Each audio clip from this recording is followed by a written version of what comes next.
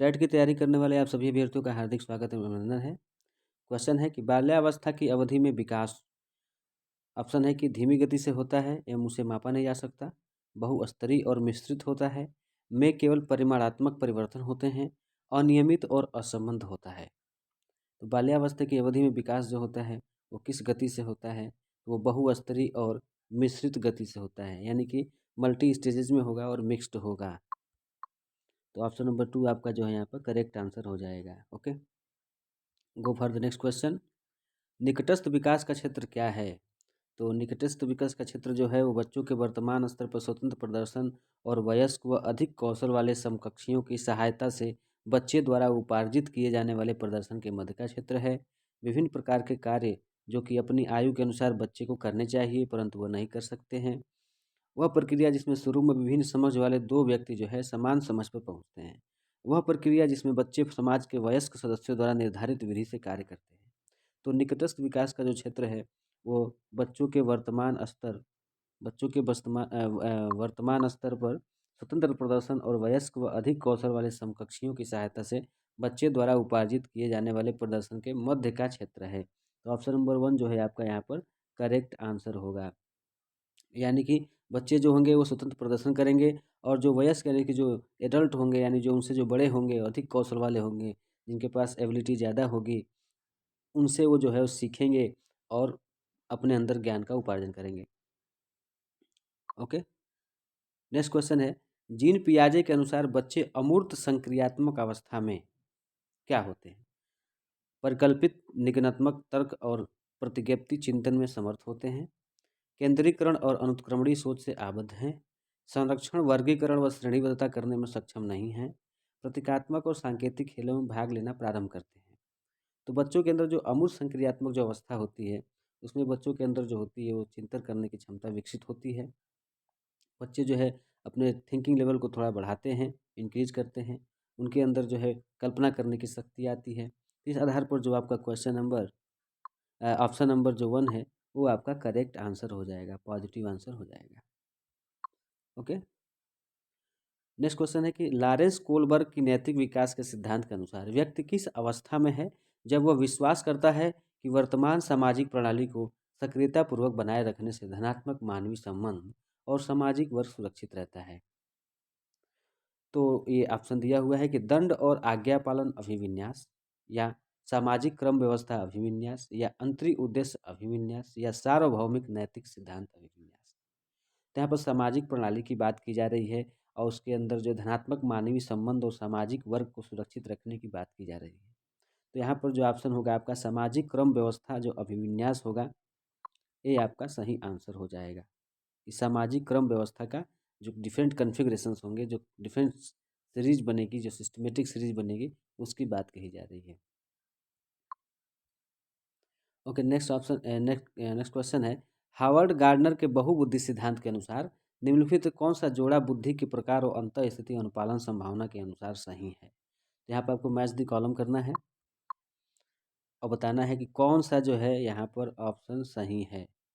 एक तरफ आपका बुद्धि का प्रकार दिया हुआ है और दूसरी तरफ आपका जो है अंत स्थिति अनुपालन की संभावना दी गई है।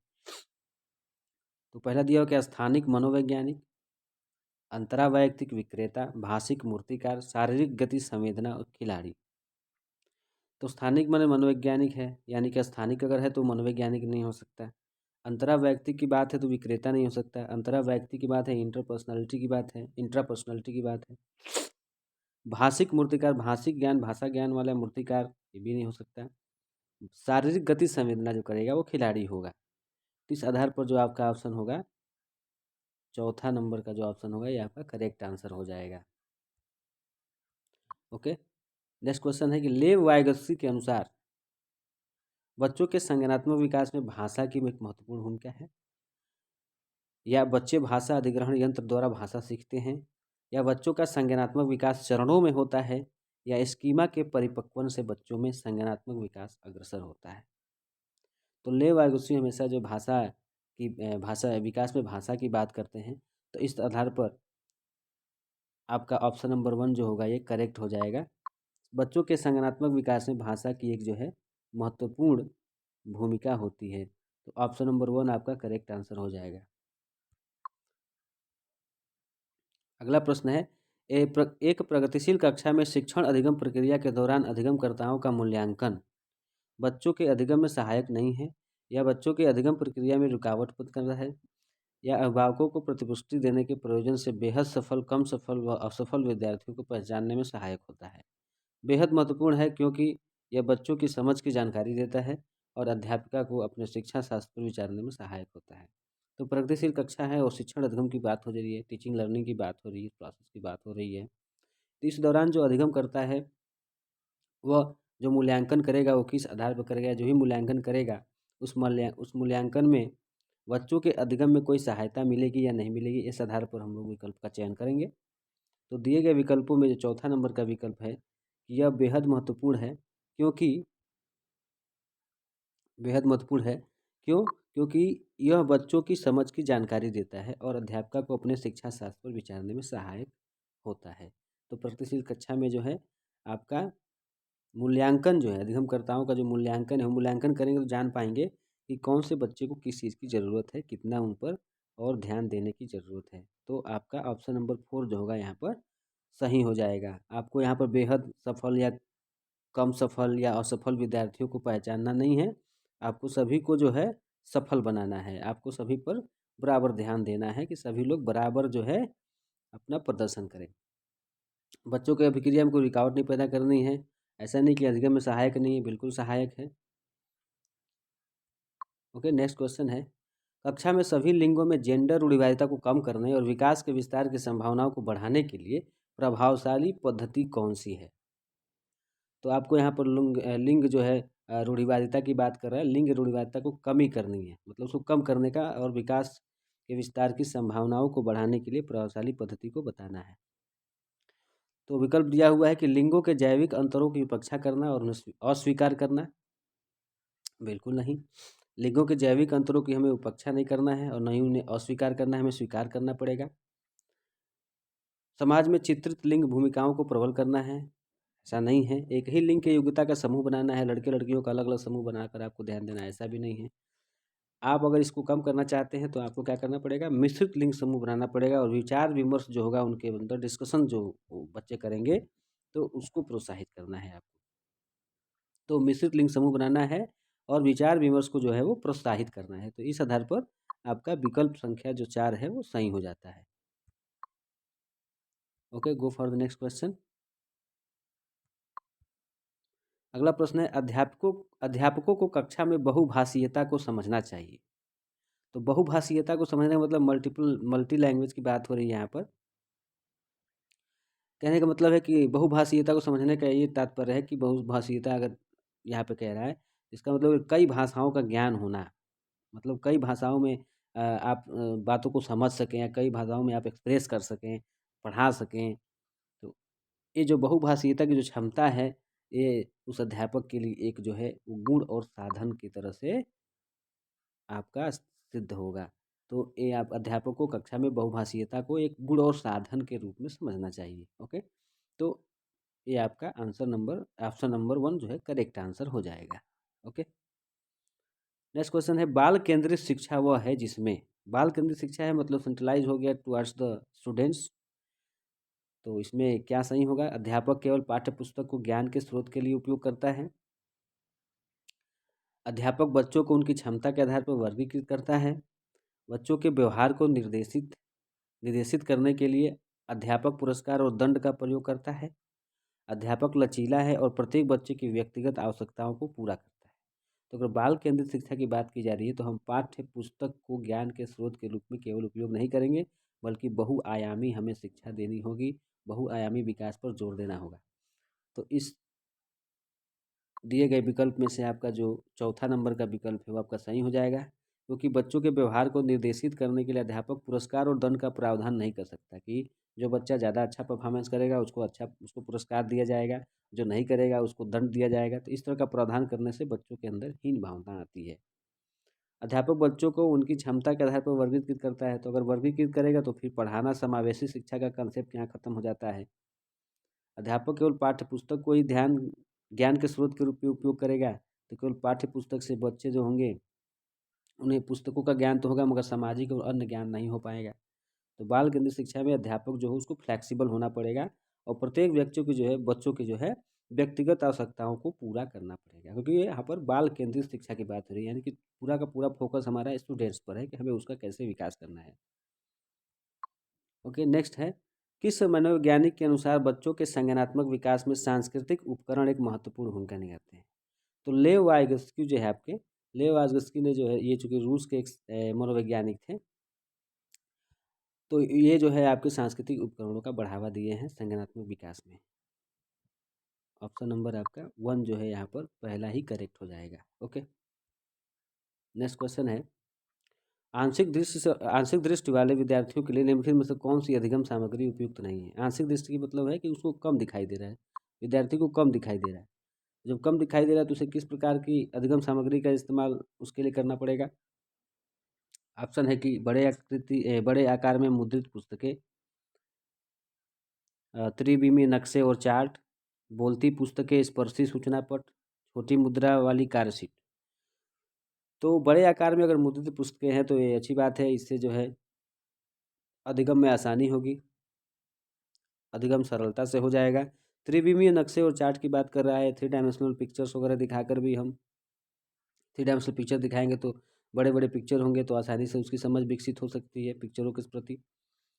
तीसरा है कि बोलती पुस्तकें स्पर्शी सूचना पर, तो स्पर्श टच करके जो है कि कुछ उभरे हुए अंकों को भी वो आसानी से जो है वो समझ सकता है।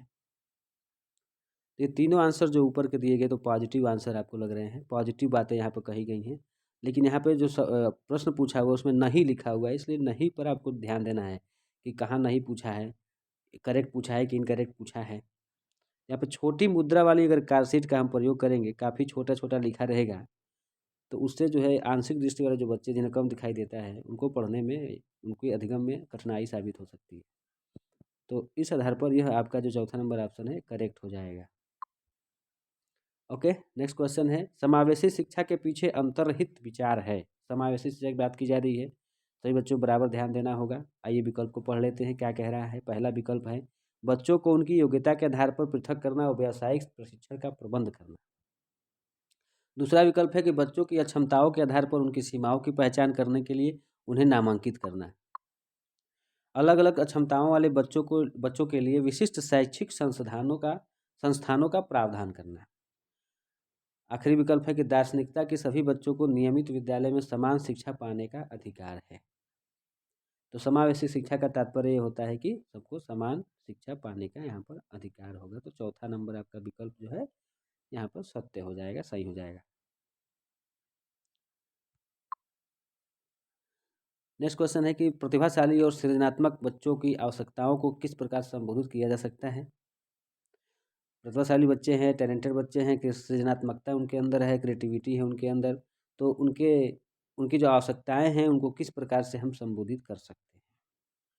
ऑप्शन नंबर 1 है चुनौतीपूर्ण कार्य और निरस्ता दूर करने के लिए क्रियाकलाप देकर, वे प्रश्न देकर जिनमें अभिमुखी चिंतन चिंतन की आवश्यकता है, प्रश्न हल करने के लिए विशिष्ट निर्देश उपलब्ध कराकर, रटने पर आधारित परीक्षा देकर। तो केवल हम परीक्षा कराते रहें, रटवाते रहे बच्चों को, तो इससे उनके अंदर जो है सीखने की भावना नहीं विकसित होगी। प्रश्न हल करने के लिए विशिष्ट निर्देश उपलब्ध कराएंगे तो केवल प्रश्न हल कराएंगे, बाकी ज्ञान अधूरे रह जाएंगे। वे प्रश्न देकर जिनमें अभिमुखी चिंतन की आवश्यकता है, तो ऐसा प्रश्न अभी हम नहीं दे सकते क्योंकि अभी अभी जो है विद्यार्थी आपके बहुत कम उम्र के हैं, उनकी चिंतन अभी विकसित नहीं हुई है, तो अभिमुखी चिंतन की हमें प्रश्न देने की जरूरत नहीं है। यहाँ पर चुनौतीपूर्ण कार्य और निरस्ता दूर करने के लिए क्रियाकलाप देकर, तो हमें एक्टिविटीज़ पर ज़्यादा ध्यान देना होगा। बच्चों से हम चैलेंजिंग एक्टिविटीज़ कराएंगे और फिर उनमें उसको पूरा करने की जो है उस कार्यशैली को विकसित करेंगे। तो प्रतिभाशाली बच्चे हैं, चूँकि सृजनात्मक बच्चे हैं, तो उनसे हमें जो है कुछ ऐसे एक्टिविटीज़ करानी पड़ेंगी जिसमें उसकी क्रिएटिंग एबिलिटी जो होगी, इमेजिनेशन करने की जो क्षमता होगी, एनालिसिस करने की जो क्षमता होगी, वो विकसित हो। ओके, नेक्स्ट क्वेश्चन है, पठन वैफल्य बच्चों की पहचान किस प्रकार की जा सकती है?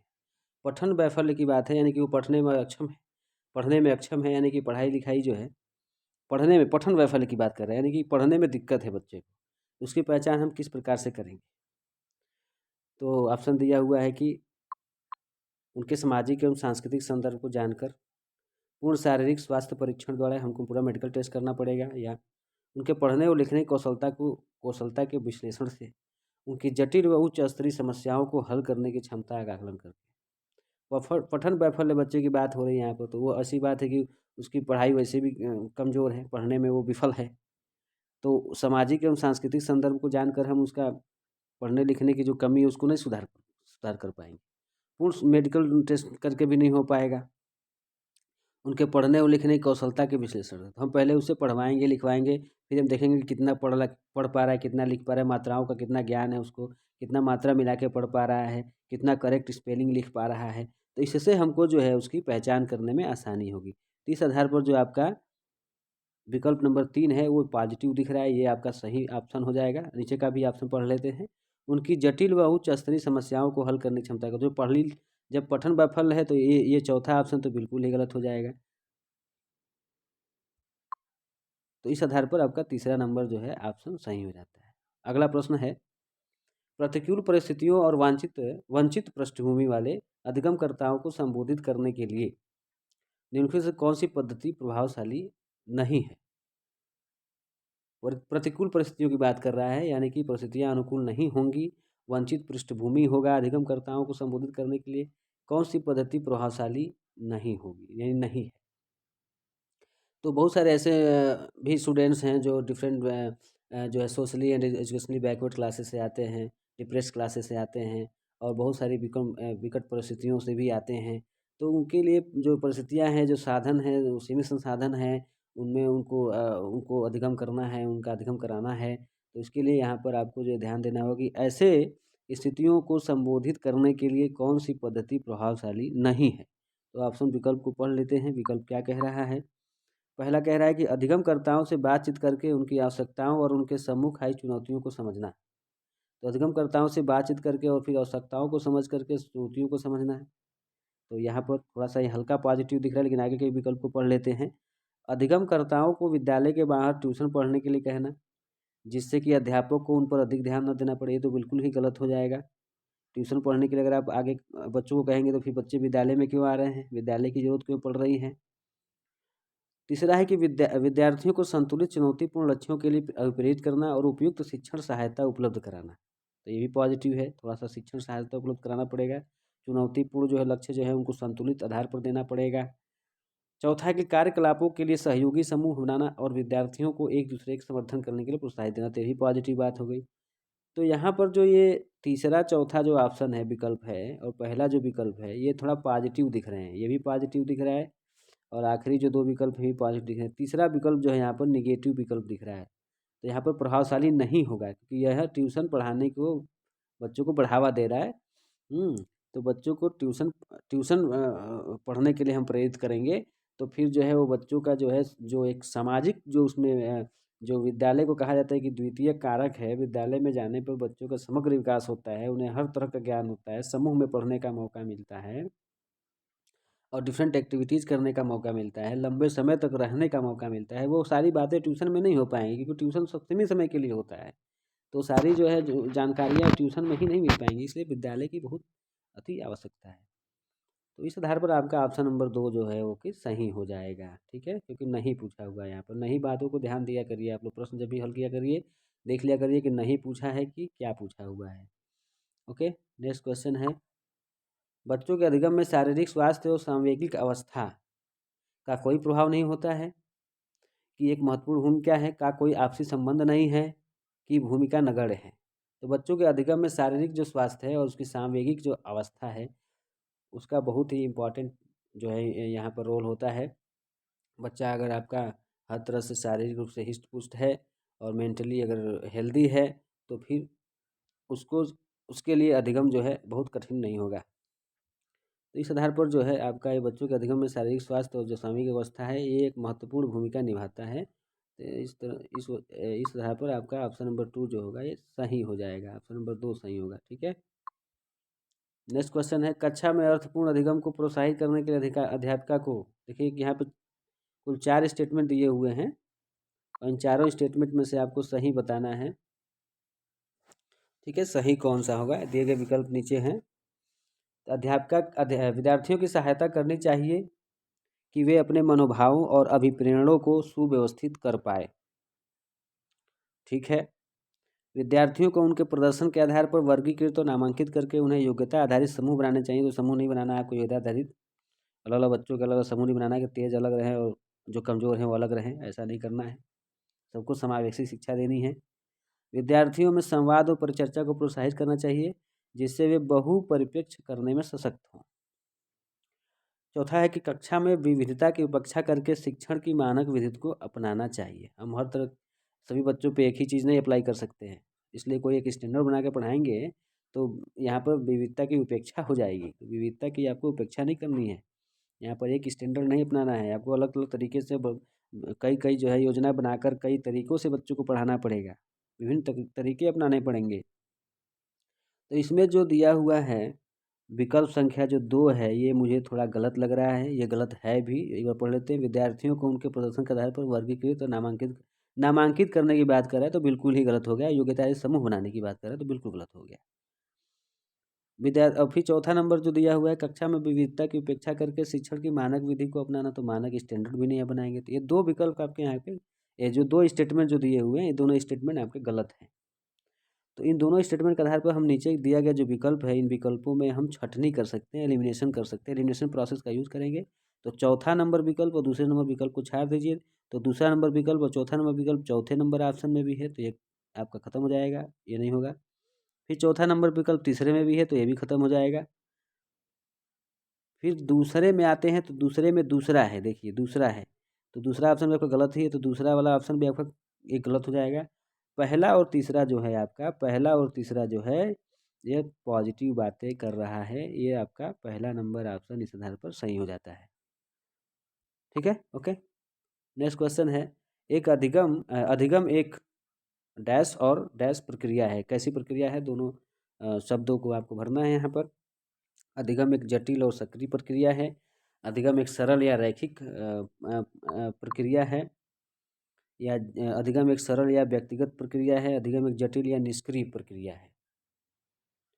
तो अधिगम की ज़रूरत बच्चों को पड़ती है, इसीलिए विद्यालय है और अधिगम की तमाम प्रणालियों को भी यहाँ पर इस्तेमाल किया जाता है, उपयोग किया जाता है और उनके आधार पर आगे हम अधिगम का कार्य करते हैं। तो अधिगम थोड़ी सी जटिल प्रक्रिया है और सक्रिय प्रक्रिया है। आपको अधिगम करना है तो आपको सक्रिय रहना पड़ेगा, सक्रिय प्रक्रिया को अपनाना पड़ेगा। जटिल है और सक्रिय प्रक्रिया को अपनाकर हम अधिगम का कार्य आसानी से कर सकते हैं। तो इस आधार पर आपका जो ऑप्शन नंबर 1 होगा ये सही होगा। Okay, go for the next question. अपनी कक्षा में अर्थपूर्ण अधिगम को सुसाध्य बनाने के लिए अध्यापिका को अपनी कक्षा में सामाजिक, सांस्कृतिक, धार्मिक, भाषीय विविधता को चाहिए। तो तमाम तरह की विविधता देखने को मिलेगी, डाइवर्सिटी देखने को मिलेगी। अलग अलग बैकग्राउंड के बच्चे होंगे, उनकी बातें अलग अलग होंगी। कुछ मंद बुद्धि के होंगे, कुछ उग्र बुद्धि के होंगे। सबके IQ लेवल्स इक्वल नहीं होंगे। कुछ लोगों के IQ लेवल ज़्यादा होता है, कुछ लोगों का कम होता है। तो आपको क्या जो है नहीं करना चाहिए, ठीक है।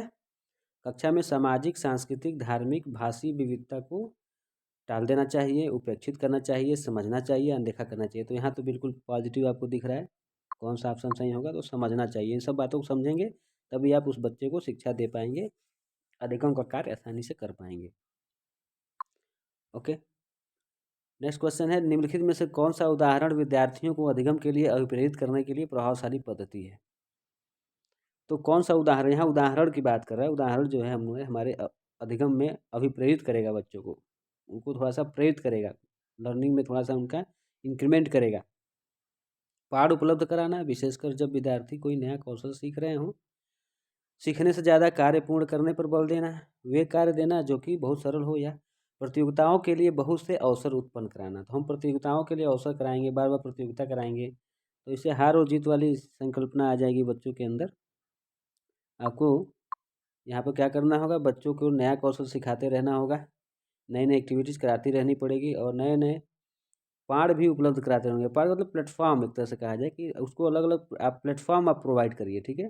प्लेटफॉर्म प्रोवाइड करेंगे तो बच्चा जल्द ही सीखेगा, ठीक है। सीखने से ज़्यादा कार्य पूर्ण करने पर, होमवर्क करने पर थोड़ी बल देना है, क्लास वर्क करने पर थोड़ी बल देना है कि नहीं होमवर्क कैसे भी कंप्लीट कर लो, एज यूजुअल कैसे भी कंप्लीट कर लो। तो इस पे हमको बल नहीं देना है, आपको केवल अपना वर्क नहीं कंप्लीट करना है, आपके अंदर समझना, आपके अंदर समझ आ रही है कि नहीं आ रही है, आप चीज़ जो लिख रहे हो वो समझ पा रहे हो कि नहीं समझ पा रहे हो, ये बच्चा समझ पा रहा है कि नहीं समझ पा रहा है, इस पर जोर देना है, इस पर बल देना है। वे कार्य देना जो बहुत सरल काम दे देंगे तो फिर उसके अंदर कठिन कार्य करने की जो है वो क्षमता विकसित नहीं होगी। प्रतियोगिताओं के लिए तो बहुत से अवसर उत्पन्न कराना, तो प्रतियोगिता कराने से भी काम नहीं होगा। ठीक है, तो बाकी सारे ऑप्शन आपके गलत हो जाएंगे। पाठ उपलब्ध कराना, विशेषकर जब विद्यार्थी कोई नया कौशल सीख रहे हो, तो जब कोई बच्चा कोई एक्टिविटी कर रहा हो तो वाइल लर्निंग आपको कुछ ना कुछ प्लेटफॉर्म जो है बच्चे को प्रोवाइड कर देना है। कोई बच्चा स्पोर्ट में अच्छा है तो उसके लिए प्लेटफॉर्म दीजिए। ठीक है, कोई बच्चा जो म्यूजिक में अच्छा है तो उसको प्लेटफॉर्म दीजिए। तो वो जानना पड़ेगा, आप उनको रुचियों को जानना पड़ेगा, किस पर्टिकुलर डायरेक्शन में उनकी रुचि है, किस पर्टिकुलर सब्जेक्ट में उनकी रुचि है। ठीक है, ओके। नेक्स्ट क्वेश्चन है, कक्षा में प्रभावशाली अधिगम के लिए वातावरण की रचना करनी चाहिए बजाय वातावरण के। यहाँ पे 2 डैश दिया हुआ है, दोनों में आपको भरना है। तो कक्षा में प्रभावशाली अधिगम के लिए कैसा वातावरण होना चाहिए, तो यहाँ पर ऑप्शन देख लिया जाए। सहयोगिक, प्रतिस्पर्धिक, प्रतिस्पर्धिक सहयोगिक, भयावह सुसाध्यक, प्रतिस्पर्धिक सुसाध्यक।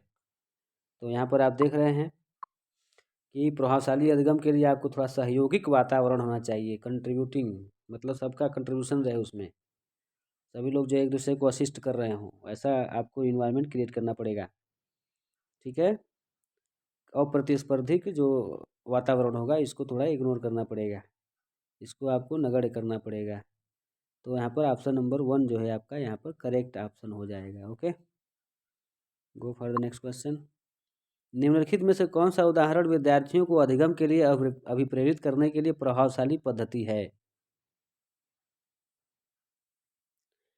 पाठ उपलब्ध कराना, विशेषकर ये तो क्वेश्चन हम लोग कर चुके हैं। ओके, ये क्वेश्चन हम लोग कर चुके हैं। इसका ऑप्शन, इसका जो आंसर आया था वो क्या था, पहला ही ऑप्शन सही था कि पाठ उपलब्ध कराना, विशेषकर जब विद्यार्थी कोई नया कौशल सीख रहे हो। तो क्वेश्चन रिपीट हो गया है। ओके, चलिए नेक्स्ट क्वेश्चन पर चलते हैं।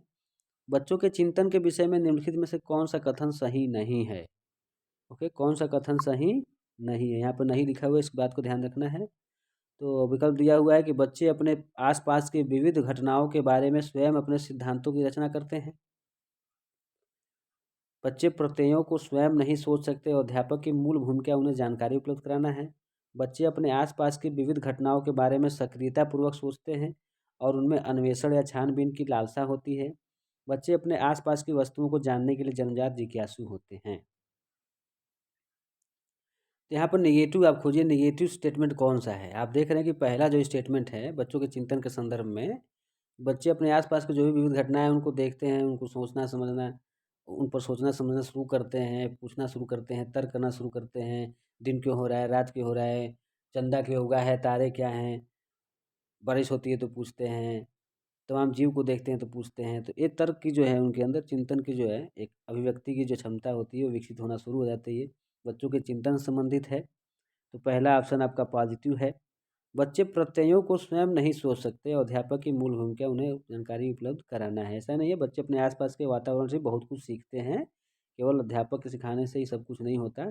बच्चे अपने अगल बगल के वातावरण परिवेश से ही सीखते हैं, उससे भी उनका अध्ययन होता है। तो ये थोड़ा सा निगेटिव बात बोला है। सॉरी। बच्चे अपने आसपास की विविध घटनाओं के बारे में सक्रियतापूर्वक सोचते हैं और उनमें अन्वेषण छानबीन की लालसा होती है। तो जाहिर सी बात है, क्यूरियोसिटी होती है बच्चों के अंदर, कोई भी नई चीज़ देखते हैं तो उसको जानने के पीछे क्यूरियोसिटी डेवलप हो जाती है। ओके, तो ये थोड़ा पॉजिटिव आंसर है। बच्चे अपने आसपास की वस्तुओं को जानने के लिए जन्मजात जिज्ञासु होते हैं। तो जैसे छोटे बच्चे हैं तो आग को देखकर, कोई भी रंग को देख करके लालसा होती है, कोई भी चीज़ नहीं देखते उसको छूने की लालसा होती है, लपक कर छूने की कोशिश करते हैं। तो जन्मजात जिज्ञासु होते हैं। तो पॉजिटिव भी, ये भी थोड़ा सा पॉजिटिव है बच्चों के चिंतन के विषय में।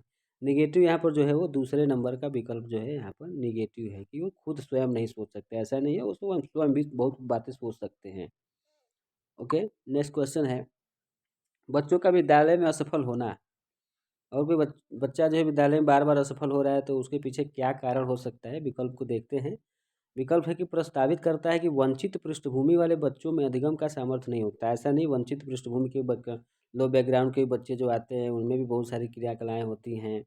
ठीक है, बहुत सारे क्रियाकलापों में वो भी भाग लेते हैं, अच्छा प्रदर्शन करते हैं।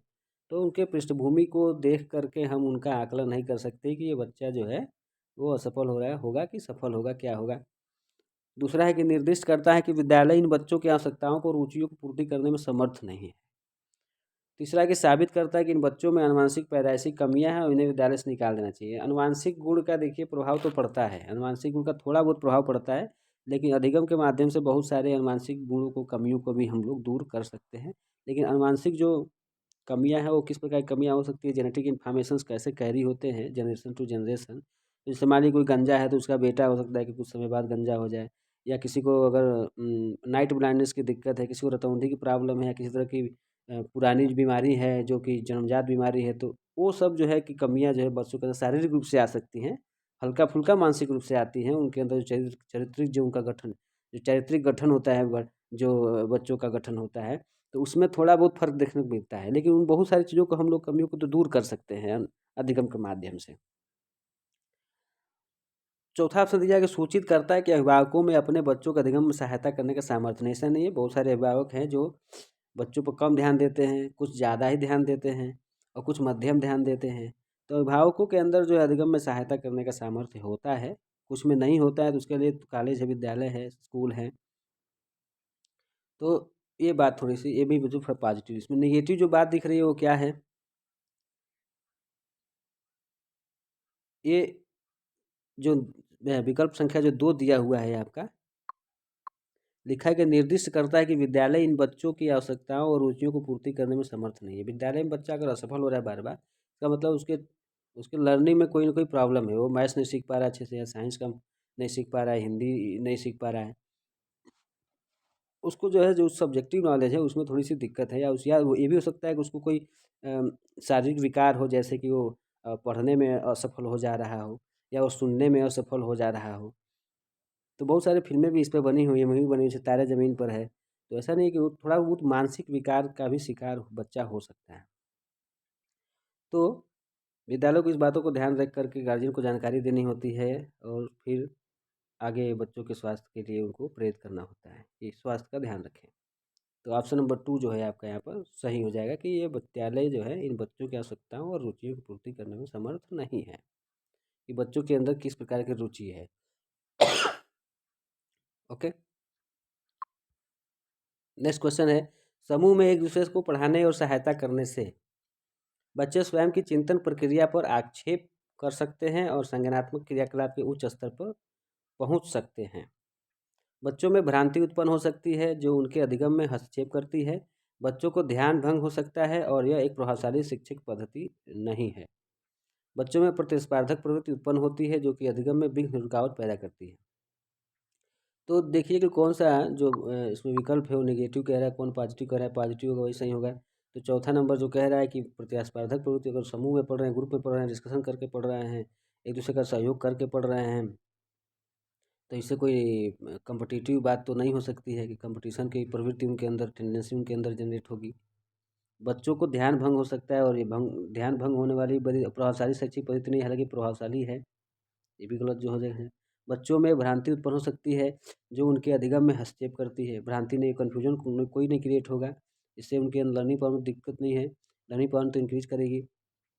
बच्चे स्वयं चिंतन प्रक्रिया पर आक्षेप कर सकते हैं और संज्ञानात्मक क्रियाकलाप के उच्च स्तर पर पहुंच सकते हैं। तो डिस्कशन करने से गलती सही करते करते वो एक जो है, एक एक्सट्रीम जो है उस पे पहुंच सकते हैं, एक्सट्रीम पे पहुंच सकते हैं, अपनी सोच को विकसित कर सकते हैं, चिंतन प्रक्रिया को एक लेवल में ला सकते हैं। तो ऑप्शन नंबर 1 जो होगा यहाँ पर करेक्ट हो जाएगा। ओके, नेक्स्ट क्वेश्चन है कि एक डैश कक्षा में अध्यापिका अपनी शिक्षा शास्त्र व आकलन की विधियों को सब विद्यार्थियों की व्यक्तिगत जरूरतों के अनुसार परिवर्तित करती है। तो शिक्षा शास्त्र की आकलन की विधियों को क्या करती है, विद्यार्थियों के जरूरतों के हिसाब से परिवर्तित करती रहती है। तो यह किस प्रकार की जो है कक्षा है? अध्यापक केंद्रित कक्षा है, प्रगतिशील कक्षा है, पाठ्य पुस्तक केंद्रित कक्षा है, व्यवहारिक। उसकी परिवर्तन हो रहा है बार बार, विभिन्न विधियों का प्रयोग कर रही है अध्यापिका। तो इस आधार पर आप कह सकते हैं कि एक प्रगतिशील जो है कक्षा है। ओके, नेक्स्ट क्वेश्चन है, विकास के विषय में निम्नलिखित में से कौन सा कथन सही है? बच्चों के विकास में बहुत सी सांस्कृतिक विविधताएं होती हैं। संसार में सभी बच्चों का विकास एक ही क्रम में और सुनिश्चित समय से होता है। विकास सुरुचिपूर्ण सुव्यवस्थित समूह की अवस्थाओं में पूर्व निश्चित अनुवांशिक घटकों के कारण होता है। विकास एक सरल और एक दिशीय प्रक्रिया है। तो ऐसा नहीं है कि केवल एक डायरेक्शन में ही उनका प्रोग्रेस होगा, ये बहुत ही ईजी प्रोसेस है, ऐसा नहीं है। ये ऑप्शन आपका यहाँ पर गलत हो जाएगा, नेगेटिव बात कह रहा है। विकास सुरुचिपूर्ण सुव्यवस्थित समूह की अवस्थाओं में पूर्व निश्चित अनुमानसिक घटकों के कारण होता है, पूर्ण रूप से हेरिडिटी पर डिपेंड नहीं करता है और सुव्यवस्थित नहीं होता है, सिस्टमेटिक नहीं होता है। संसार में सभी बच्चों का विकास एक ही क्रम में होता है, ऐसा भी नहीं है, सबका अलग अलग तरह से विकास होता है। बच्चों के विकास में बहुत सी सांस्कृतिक विविधताएं होती हैं। तो बच्चों के विकास में सही बात है, बहुत सी सांस्कृतिक विविधताएं होती है, बहुत सारे डिफरेंसेस और डाइवर्सिटी देखने को मिलती है। ऑप्शन नंबर 1 आपका यहाँ पर करेक्ट आंसर हो जाएगा। ओके, नेक्स्ट क्वेश्चन है, बच्चों के सामाजिकरण में विद्यालय जो है वह विद्यालय की कोई भूमिका नहीं है कि बहुत कम भूमिका है, प्राथमिक कारक है। द्वितीय कारक हमें बताया था कि आपका जो परिवार होता है, जो फैमिली होती है, जहाँ से बच्चे पढ़ने आते हैं, वो परिवार में फिर जाते हैं, तो वो आपका प्राथमिक जो है आपका कारक है परिवार, जहाँ से फर्स्ट लर्निंग शुरू होती है, बच्चों की फर्स्ट लर्निंग वहीं से शुरू होती है। फिर उसके बाद दूसरा जो द्वितीय कारक है वो विद्यालय है। तो यहाँ पर आपका समाजीकरण, बच्चों के समाजीकरण में जो विद्यालय है वो एक द्वितीय कारक है। पहला जो कारक है समाजीकरण का वो आपका परिवार है, ठीक है, फैमिली है। यहाँ पर जो ऑप्शन नंबर 4 जो है यहाँ पर सही हो जाएगा, द्वितीय कारक है, विद्यालय जो है वो द्वितीय कारक है। निम्नलिखित में से किस मनोवैज्ञानिक ने प्रस्तावित किया है कि बच्चों का चिंतन गुणात्मक रूप से वयस्कों के अपेक्षा अलग होता है? तो बच्चों का जो चिंतन होता है गुणात्मक रूप से थोड़ा सा वयस्कों से बिल्कुल ही अपेक्षा अलग होता है। ये बात किसने कहा है? तो ये बात जो है जीन पियाजे ने कहा है। जीन पियाजे मनोवैज्ञानिक हैं। तो चिंतन गुणात्मक की बात की जा रही है, यानी कि मल्टीपल थिंकिंग की बात की जा रही है। तो वयस्कों से थोड़ा सा अलग हटके होता है बच्चों के अंदर। Thanks for watching. ऐसे वीडियो को देखने के लिए लगातार हमारे साथ चैनल से जुड़े रहिए और चैनल को सब्सक्राइब भी करिए, शेयर भी करिए। जो भी टेट की तैयारी कर रहे हैं बच्चे, उनके ग्रुप्स में भी शेयर करते रहिए।